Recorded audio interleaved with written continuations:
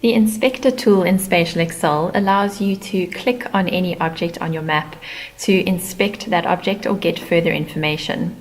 The Inspector tool is located here in your Quick Access toolbar. To use the Inspector tool, firstly zoom to the area where you want to inspect a feature. So we'll zoom in here on our map, and we'll also switch on our text labels.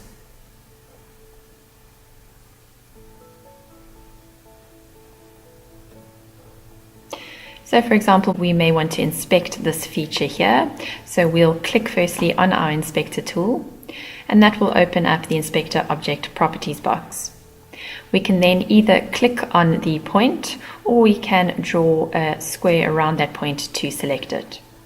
And you'll see that the Properties box will populate here with all the information that exists for this particular record. If we want to view this record back in our Excel spreadsheet, we can click on the Select in Excel button, and you'll see here that this record has been highlighted in our spreadsheet.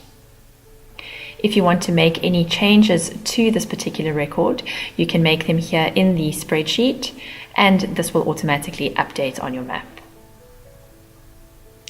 If we have more than one layer we want to inspect, so for example, we'll switch on our population census boundaries. You can see them displaying there. When we select the feature again, it will bring up firstly the customer data, which we saw previously. And then if we click the right arrow here, you'll see it will then bring up information on the census boundary as well that falls within this area, and all the information can be viewed there. So you can simply click these arrows here to view if there are multiple layers where you've selected.